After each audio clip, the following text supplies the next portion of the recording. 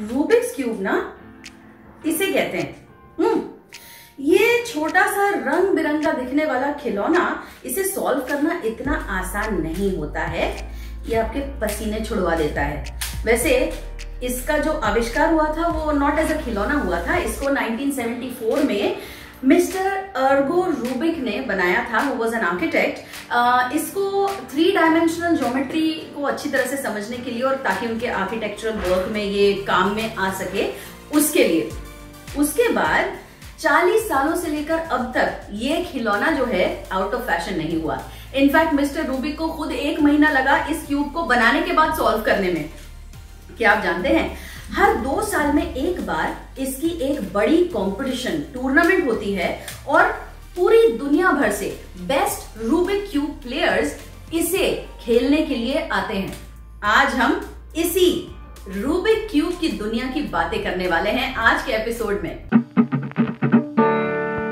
बच्चों, लग चुकी है हमारी हॉलीवुड पाठशाला। मैं हूं आपकी अध्यापिका प्राची।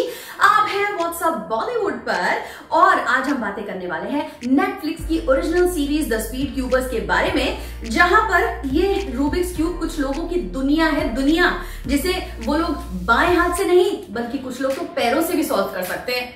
तो शुरुआत करते हैं 21 साल के जेमडेग्स की। फीलिक्स जेमडेग्स, जो कि ऑस्ट्रेलिया के रहवासी हैं, उन्होंने बहुत ही बचपन से इस खिलौने से खेल खेलना, इसके बाद इसको हॉबी के तौर पे कायम करना और इसके बाद इसे एक ऑब्सेशन के तौर पे ले लेना, इसकी शुरुआत कर दी। विद इन सेकेंड्स वो ये पूरा क्यूब सॉल्व कर सकते थे और उन्होंने इसके बाद इसकी वर्ल्ड चैंपियनशिप्स में भाग ले लेकर बैक टू बैक इनाम जीते और रिकॉर्ड तोड़े और कंपटीशन के विनर बनते गए। इतना कि एक टाइम पर फीलिक्स को लगने लगा कि यार दुनिया में कोई ऐसा भी है जो मुझे रूबिक्स क्यूब में हरा सके। अब यहाँ पर एंट्री होती है 16 साल के मैक्स की, जो कि यूएसए के हैं और उन्होंने शुरुआत की सबसे पहले यूट्यूब पर एक वीडियो बनाकर जिसमें वो एक ही हाथों से 40 सेकंड के अंदर रूबिक्स क्यूब को सॉल्व कर देते, जिसको करने में जब बाद में फीलिक्स ने ट्राई किया तो उनको 2 घंटे लग गए। इसके बाद हर 2-3 हफ्ते में एक बार मैक्स फीलिक्स के एक करके इन्हीं वीडियोस के जरिए रिकॉर्ड तोड़ते चले गए। अब यहाँ पर हम नजर डालते हैं मैक्स पार्क की लाइफ की। फीलिक्स और उसके जैसे कई बच्चों के लिए ये रूबिक्स क्यूब एक खिलौना, एक हॉबी के तौर पर होता होगा, लेकिन मैक्स की जिंदगी इस पर डिपेंड करती है। ये रूबिक्स क्यूब उसकी कंडीशन को सुधारता है। But what condition?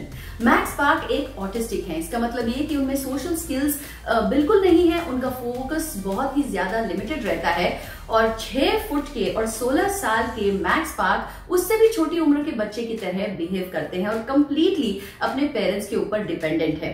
फीलिक्स उनके एकमात्र हीरो हैं, वो एकमात्र पर्सन जिनके साथ वो फोटो खिंचाना और उनका ऑटोग्राफ लेना पसंद करते हैं। लेकिन धीरे धीरे मैक्स ने फीलिक्स के भी एक के बाद एक करके रिकॉर्ड तोड़ दिए।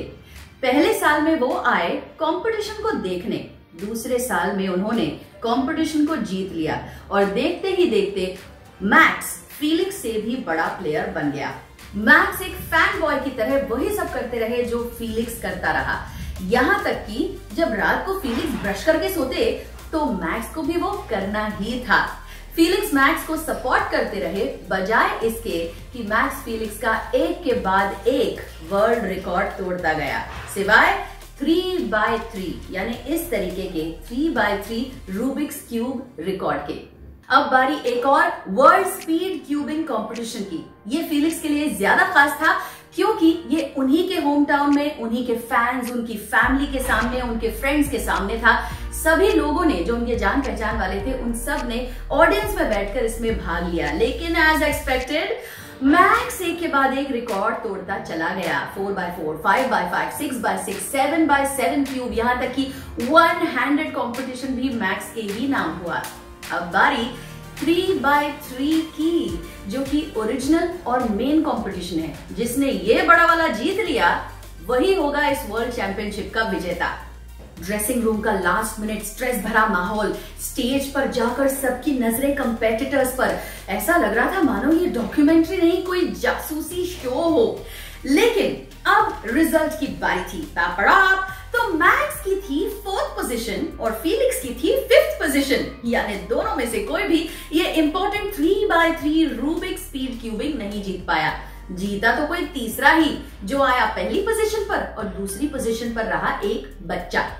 ये देखकर मैक्स तो जाहिर सी बात है रोने लगे, लेकिन फिलिक्स ने मैक्स को ये कहा, हे मैक्स, इस बार तुमने एटलीस्ट मुझे फिर से हरा तो दिया, वो भी 0.01 सेकंड से।